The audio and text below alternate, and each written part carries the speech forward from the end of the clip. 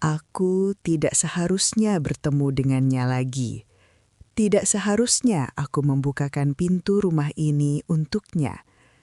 Namun, memori tentang seorang remaja berusia 12 tahun yang mencuri pandang pada sosok pengasuhnya yang terlelap adalah racun yang lambat laun menjalar. Racun itu akhirnya bekerja. Aku kembali ke kota ini, ke rumah tua di sudut Singgosari ini demi sebuah nostalgia. Dan nostalgia itu menuntut bayaran yang teramat mahal, tepat pada malam saat gadisku tidak ada di rumah. Sebenarnya di usiaku yang menginjak 34 tahun, hidupku bisa dibilang nyaris sempurna. Aku memiliki segalanya, firma arsitektur yang sedang naik daun di Surabaya, aset properti di beberapa titik strategis, bahkan istri secantik Laras dengan 2 buah hati yang menggemaskan. Tapi begitulah sifat dasar manusia. Terkadang masih ada saja celah yang terasa kosong, sebuah ketidakbersyukuran yang nyata. Di usia matang ini, aku justru masih mencari sensasi yang berbeda. Dan konyolnya, hal itu terwujud melalui pertemuan kembali dengan Mbak Lastri, mantan perawat sekaligus pengasuhku saat kecil dulu. Sebut saja namaku Bimo. Aku anak tunggal dari keluarga yang sangat mapan. Ayahku adalah seorang direktur utama di sebuah perusahaan manufaktur baja milik negara, BUMN, sementara ibuku adalah seorang kurator seni sukses yang relasinya menembus pasar internasional. Hidupku sejak kecil sangat berkecukupan. Namun jujur, aku sering merasa kesepian. Sejak umur 7 hingga 12 tahun, praktis hanya Mbak Lastri yang menemaniku setiap hari di rumah dinas ayah. Hingga suatu ketika, saat tahun 2004, keluarga kami harus pindah ke Jakarta karena ayah dipromosikan. Aku dan Mbak Lastri terpaksa berpisah karena beliau harus kembali ke desanya untuk mengurus suami dan anak-anaknya. Namun, sebelum perpisahan itu, ada satu kesalahan yang tanpa sadar sering dilakukan Mbak Lastri. Mungkin beliau pikir di usiaku yang baru menginjak remaja, aku belum memiliki pikiran yang aneh-aneh. Mbak Lastri seringkali bersikap cuek saat berganti pakaian atau merapikan daster di depanku. Ia tidak tahu bahwa mataku merekam setiap detil itu, menyimpannya rapat di dalam memori bawah sadar sebagai sebuah getaran aneh yang belum kupahami namanya saat itu. Puncaknya terjadi pada suatu siang yang terik menjelang kepindahan kami. Aku baru saja pulang sekolah lebih awal. Aku mendapati Mbak Lastri sedang tertidur lelap di sofa ruang TV. Saking lelapnya, ia tidak sadar jika posisi duduknya membuat dasternya tersingkap hingga menampakkan sesuatu yang seharusnya tersembunyi. Aku terpaku. Detak jantungku berpacu kencang. Mbak Lastri saat itu berusia sekitar 39 tahun. Rambutnya hitam legam, sering diikat simpul. Kulitnya kuning langsat, khas perempuan desa yang bersih. Posturnya yang berisi memberikan daya tarik alami. Rasa ingin tahuku sebagai remaja laki-laki memuncak. Aku mendekat, mencoba mengamati lebih dekat aroma minyak telon dan parfum melati murah yang biasa ia pakai. Saat aku mencoba menyentuh ujung kainnya karena rasa penasaran, tiba-tiba Mbak Lastri terjaga. "Loh, ngapain kamu di situ, Bim?" Tanyanya gelagapan sambil buru-buru merapikan pakaiannya. Wajahnya campur aduk antara kaget dan jengkel. "Maaf Mbak, tadi ada semut di daster Mbak," jawabku asal sambil nyengir. "Halah, alasan saja kamu ini. Sudah, sana ke dapur, Mbak mau masak," ketusnya. Meski ia masih bisa memaklumi kenakalanku sebagai si anak asuhnya. Kejadian itu terkunci selama 20 tahun. Hingga tak disangka, awal tahun 2025 kemarin, Aku dan Laras memutuskan untuk membeli kembali rumah lama keluarga kami di Singosari untuk dijadikan rumah singgah. Kami ingin suasana yang tenang, jauh dari hiruk-pikuk kota. Saat acara syukuran bersama warga sekitar, mataku menangkap sosok yang sangat familiar di sudut ruangan. Mbak Lastri. Beliau mengenakan kacamata sekarang, namun gurat wajahnya tidak banyak berubah. "Ini benar Mbak Lastri kan?" tanyaku saat menghampirinya. "Maaf, Mas ini siapa ya?" "Saya Bimo, Mbak. Ingat?" Beliau melepas kacamatanya, memicinkan mata, lalu wajahnya berubah cerah. "Oh alah, Gusti. Ini Bimo. Sudah jadi Ndoro sekarang ya? Makin gagah kamu, Le." Singkat cerita, karena kami memang butuh asisten rumah tangga untuk menjaga rumah itu saat kami tidak ada, aku dan Laras menawarkan Mbak Lastri bekerja kembali. Beliau sempat ragu karena merasa sudah tidak secekatan dulu. Namun akhirnya setuju setelah berdiskusi dengan keluarganya. 2 bulan berlalu dengan normal. Namun setiap kali melihat Mbak Lastri berlalu lalang di rumah, memori-memori nakal masa remaja itu muncul kembali. Bayangan daster yang tersingkap 20 tahun lalu seolah diputar ulang dalam format high definition di kepalaku. Bahkan saat aku berbaring di samping Laras, pikiranku justru melayang pada sosok Mbak Lastri yang kini tampak lebih matang dan segar di usianya yang sudah kepala 5. Hingga tiba suatu malam di bulan September. Laras dan anak-anak sedang pergi ke Kediri untuk menghadiri wisuda sepupunya. Aku tidak bisa ikut karena ada rapat proyek mendadak. Sore itu hujan turun sangat deras. Petir menggelegar hingga menyebabkan pemadaman listrik total di area Singosari. Beruntung genset di rumah menyala, meski hanya cukup untuk lampu-lampu utama.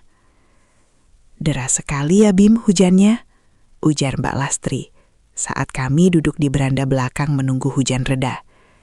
Beliau memakai daster tanpa lengan yang membuat fokusku terganggu. "Iya Mbak, di rumah Mbak pasti gelap. Di sini saja dulu sampai terang," jawabku.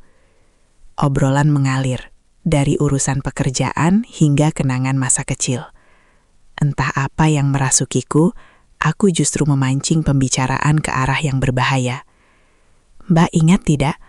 Dulu waktu aku kecil pernah mengintip Mbak tidur siang," tanyaku sambil tersenyum tipis.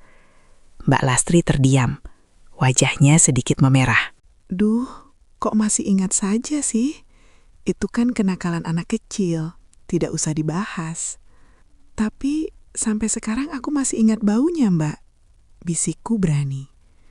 Suasana mendadak canggung. Mbak Lastri pamit untuk istirahat ke kamarnya di bagian belakang. Tak lama setelah itu, genset tiba-tiba mati karena kehabisan solar. Rumah menjadi gelap gulita. "Bimo, kamu di mana?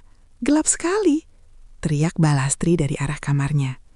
Aku menyalakan lilin dan melangkah menuju kamarnya. Saat pintu terbuka, aku melihatnya duduk di tepi ranjang dengan raut cemas. Cahaya lilin yang temaram justru memberikan efek dramatis yang menggoda. Logikaku kalah oleh dorongan impulsif. "Mbak, aku ingin mengulang yang dulu, tapi lebih dari sekadar mengintip," kataku dengan suara rendah. Mbak Lastri panik. Ia mencoba menghindar. Namun, aku sudah terlanjur dikuasai oleh obsesi masa lalu. Singkatnya, malam itu, di tengah rintik hujan dan cahaya lilin yang menari, sebuah kesalahan besar terjadi. Sebuah pengkhianatan terhadap janji suci pernikahan dan kehormatan seorang wanita yang dulu menjagaku. Setelah badai batin itu reda, yang tersisa hanyalah kehampaan. Aku melihat Mbak Lastri terdiam dengan mata berkaca-kaca. "Maafkan aku, Mbak. Aku tidak tahu apa yang kupikirkan tadi." "Sudahlah, Bim. Jangan dibahas lagi. Semuanya sudah terjadi," jawabnya pelan, Suaranya mengandung luka yang dalam. Penyesalan itu datang seperti banjir bandang. 3 hari kemudian, aku menghampirinya di dapur. Aku menyerahkan sebuah amplop tebal berisi uang yang cukup banyak. "Ini untuk apa, Bim?" "Gajiku sudah cukup," tolaknya. "Ini modal untuk Mbak buka usaha di desa. Mungkin sebaiknya Mbak tidak perlu bekerja di sini lagi. Aku tidak ingin merusak semuanya lebih jauh." Mbak Lastri mengangguk pelan.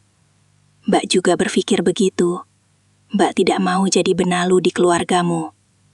Hari itu adalah hari terakhirnya di rumahku. Saat Laras pulang, ia bingung melihat Mbak Lastri sudah tidak ada. Malamnya, di bawah tekanan rasa bersalah yang tak tertahankan, aku mengaku pada Laras. Aku menceritakan semuanya. Tangis Laras pecah. Ia menggeleng tak percaya. "Apa kurangnya aku, Mas? Apa anak-anak tidak cukup untuk membuatmu merasa puas? Ini bukan salahmu, Laras. Ini kebodohanku. Ketidakbersyukuranku." Kami menangis bersama di atas reruntuhan kepercayaan yang kubangun bertahun-tahun. Aku sadar, kejujuran ini mungkin tidak akan langsung menyembuhkan luka. Tapi setidaknya ini adalah langkah pertama untuk membangun kembali hidup dari puing-puing kesalahan. Ingatlah teman-teman, kesempurnaan hidup bukan tentang memiliki segalanya, tapi tentang merasa cukup dengan apa yang ada di depan mata. Jangan biarkan rasa penasaran yang liar menghancurkan istana yang telah kamu bangun dengan peluh dan cinta. Karena terkadang, rasa ingin tahu yang paling besar justru akan melahirkan penyesalan yang paling abadi. Minggu-minggu awal Mbak Lastri bekerja, rumah di Singgosari itu terasa seperti mesin waktu. Setiap pagi, aroma kopi dan gorengan yang ia siapkan di dapur seolah menarikku kembali ke tahun 90-an. Aku seringkali mencuri waktu untuk memperhatikannya dari balik koran atau layar laptopku. Ada semacam obsesi yang tumbuh, bukan karena cinta, melainkan karena rasa penasaran yang tertunda selama 2 dekade. Aku mulai sering membandingkan. Laras adalah wanita modern, perfeksionis, dan selalu tampil anggun dengan riasan tipis. Sedangkan Mbak Lastri adalah representasi masa lalu yang sederhana, jujur, dan tanpa beban. Ada saat-saat di mana aku merasa lebih nyaman duduk di dapur mendengarkan ceritanya tentang sawah di desanya daripada mendengarkan keluhan Laras tentang kemacetan Surabaya atau target kantorku. "Bim, kamu kok sering melamun kalau melihat Mbak?" Tanya Mbak Lastri suatu sore saat ia sedang menyapu teras. Aku tersentak. "Ah, tidak Mbak. Hanya teringat dulu saja waktu Mbak sering memarahi aku kalau aku tidak mau mandi sore." Ia tertawa. Tawa yang masih sama renyahnya. Tapi di mataku, tawa itu kini memiliki resonansi yang berbeda. Aku mulai sengaja pulang lebih awal, mencari alasan agar hanya ada kami berdua di ruang tengah. Ketegangan itu mulai terbangun. Sebuah ketegangan yang hanya aku yang merasakannya. Sebuah bom waktu yang aku pasang sendiri di dalam kepalaku. Setelah pengakuanku malam itu, rumah kami di Singgosari yang awalnya kami harapkan menjadi tempat damai, berubah menjadi penjara sunyi. Laras tidak lagi berbicara padaku selama berminggu-minggu. Ia tetap menyiapkan keperluan anak-anak, tetap menjalankan fungsinya sebagai ibu. Namun di matanya, aku telah mati. Setiap kali aku mencoba menyentuh tangannya untuk meminta maaf, ia akan menariknya dengan ekspresi jijik, seolah-olah kulitku adalah bara api yang akan membakarnya. Aku baru menyadari bahwa kejujuran memang membebaskan, tapi ia juga bisa menghancurkan. "Mas tahu apa yang paling menyakitkan?" kata Laras suatu malam dengan suara serak karena terlalu banyak menangis. "Bukan karena kamu melakukannya dengan orang lain, tapi karena kamu melakukannya dengan seseorang yang sudah aku anggap seperti keluarga sendiri, dan kamu melakukannya di rumah yang seharusnya jadi tempat paling aman bagi kita." Kata-kata itu menghujam jantungku lebih dalam dari pedang manapun. Aku seringkali terjaga di tengah malam, duduk di ruang tamu yang gelap, membayangkan wajah Mbak Lastri yang penuh penyesalan saat ia pergi dan wajah Laras yang hancur. Aku menyadari bahwa racun nostalgia yang selama ini kupelihara telah membunuh masa depanku sendiri. Aku mulai rutin pergi ke konselor pernikahan, mencoba memperbaiki retakan yang mungkin mustahil untuk dirapatkan kembali. Aku menghapus semua kontak, menjual rumah di Singosari itu karena setiap sudutnya kini hanya menyisakan aroma pengkhianatan. Kami pindah kembali ke kota, mencoba memulai dari nol, meski aku tahu bayang-bayang malam itu akan selalu ada di sana, mengintai di balik setiap senyuman palsu yang kami pertukarkan di depan anak-anak. Aku belajar bahwa memaafkan diri sendiri jauh lebih sulit daripada mendapatkan maaf dari orang lain. Setiap kali aku melihat Charmin, aku tidak lagi melihat arsitek sukses dengan masa depan cerah.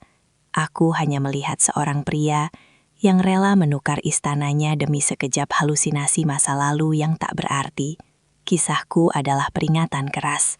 Kita seringkali berpikir bahwa kita bisa mengendalikan api kecil di dalam hati, sampai akhirnya api itu membakar seluruh rumah kita. Masa lalu seharusnya menjadi tempat kita belajar, bukan tempat kita kembali untuk memuaskan dahaga yang salah. Jangan pernah meremehkan kekuatan kenangan, tapi jangan pula membiarkannya mendikte langkahmu di masa kini.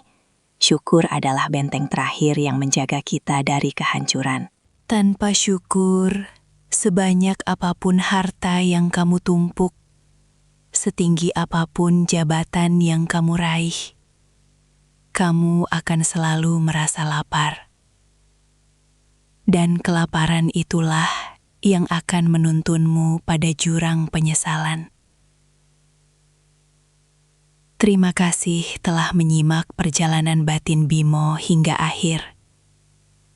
Semoga narasi panjang ini menjadi cermin bagi kita semua untuk lebih menghargai apa yang ada di genggaman sebelum semuanya terlepas dan menjadi debu. 6 bulan telah berlalu sejak badai itu meluluh lantakan kedamaian keluarga kami. Rumah di Singosari itu sudah berpindah tangan ke pemilik baru. Aku tidak sanggup lagi melewati gerbangnya, apalagi melihat jendela kamar tempat lilin itu pernah menyala. Bagiku, rumah itu bukan lagi investasi, melainkan sebuah monumen kegagalan moral yang ingin kuhapus dari peta hidupku. Namun, menghapus lokasi ternyata jauh lebih mudah daripada menghapus luka di hati Laras. Suatu sore di akhir pekan, aku menemukan Laras sedang duduk sendirian di balkon apartemen kami yang baru. Ia memegang foto keluarga kami yang diambil beberapa tahun lalu. Matanya kosong. Aku mendekat, membawa secangkir teh hangat, namun aku berhenti 3 langkah di belakangnya. Aku telah belajar untuk menjaga jarak, menghormati ruang hampa yang aku ciptakan sendiri di antara kami. Laras, panggilku pelan. Ia tidak menoleh, tapi suaranya terdengar jernih ditiup angin sore. Tadi aku bertemu dengan teman lama, Bim. Dia bertanya kenapa aku terlihat lebih kurus. Aku ingin menjawab bahwa aku baru saja kehilangan suamiku, meskipun fisiknya masih berdiri di depanku setiap hari. Kalimat itu seperti sembilu. Aku meletakkan cangkir itu di meja kecil dan berlutut di samping kursinya. Aku tahu, maaf tidak akan pernah cukup. Aku telah menghancurkan rasa amanmu. Aku telah merusak definisi rumah yang kamu miliki. Laras akhirnya menoleh. Ada sisa air mata di sudut matanya. Aku tidak pernah membenci Mbak Lastri, Bim. Aku membenci diriku sendiri karena tidak menyadari bahwa suamiku memiliki luka masa kecil yang begitu aneh, yang ia simpan sebagai bom waktu. Dan aku lebih membencimu karena kamu memilih untuk meledakkannya tepat di wajahku. Aku tertunduk lesu. Selama berbulan-bulan ini, aku mencoba melakukan segalanya. Aku menyerahkan seluruh akses keuangan padanya. Aku pulang tepat waktu setiap hari. Aku menghapus semua hobi luar rumahku hanya untuk menunjukkan dedikasi. Namun, aku sadar, kesetiaan yang lahir dari rasa bersalah terkadang terasa hambar bagi seorang istri. Ia tidak menginginkan pengabdianku karena rasa takut. Ia menginginkan cintaku yang tulus tanpa bayang-bayang masa lalu. Mas, katanya dengan nada yang lebih lembut namun tegas, aku memutuskan untuk bertahan. Bukan karena aku sudah memaafkanmu sepenuhnya, tapi karena anak-anak tidak berhak menanggung beban dosa ayahnya. Kita akan memulai sebuah proses yang panjang, mungkin setahun, 10 tahun, atau seumur hidup. Tapi jangan pernah berharap kepercayaan itu akan kembali utuh 100%. Akan selalu ada retakan di sana. Aku menggenggam tangannya yang dingin. Kali ini ia tidak menariknya. Terima kasih, Laras. Terima kasih sudah memberiku kesempatan untuk bernafas kembali di rumah ini. Di sisi lain, aku sesekali masih terpikir tentang Mbak Lastri. Bukan lagi dengan nafsu atau penasaran, melainkan dengan rasa iba yang mendalam. Aku telah menyeret seorang wanita tua ke dalam kekacauan hidupku. Aku mendengar dari orang desa bahwa ia kini membuka toko kelontong kecil di kampungnya. Aku hanya bisa berdoa, semoga uang modal yang kuberikan itu benar-benar bisa memberinya ketenangan di masa tuanya. Meskipun aku tahu, ketenangan batinnya mungkin juga telah terusik oleh kejadian malam itu. Malam mulai turun menyelimuti kota. Aku berdiri di samping Laras, melihat lampu-lampu jalanan yang mulai menyala satu persatu. Hidup kami sekarang seperti lampu-lampu itu, remang, namun setidaknya masih ada cahaya. Kami mulai belajar bicara lagi, bukan tentang masa lalu yang pahit, tapi tentang hal-hal kecil, tentang sekolah anak-anak, tentang resep masakan, atau tentang mimpi-mimpi yang lebih sederhana. Aku menyadari satu hal yang sangat mahal harganya. Kebahagiaan bukan tentang seberapa besar istana yang kita bangun, melainkan tentang seberapa bersih hati penghuninya. Aku adalah seorang arsitek yang mahir membangun gedung bertingkat, namun aku adalah pemula yang bodoh dalam membangun fondasi kejujuran. Penyesalan adalah guru yang paling kejam. Ia memberi kita ujian terlebih dahulu, baru kemudian pelajarannya. Kini aku berjanji pada diriku sendiri, pada Laras, dan pada Tuhan, bahwa sisa hidupku akan kugunakan untuk membayar hutang kepercayaan ini. Aku tidak akan lagi mencari apa yang kurang, karena aku baru tersadar bahwa selama ini aku sudah memiliki segalanya, sebelum aku hampir membuangnya ke tempat sampah demi sebuah nostalgia beracun. Kisahku berakhir di sini, di sebuah balkon apartemen, di bawah langit yang mulai berbintang. Sebuah akhir yang tidak sempurna, namun sebuah awal yang jujur.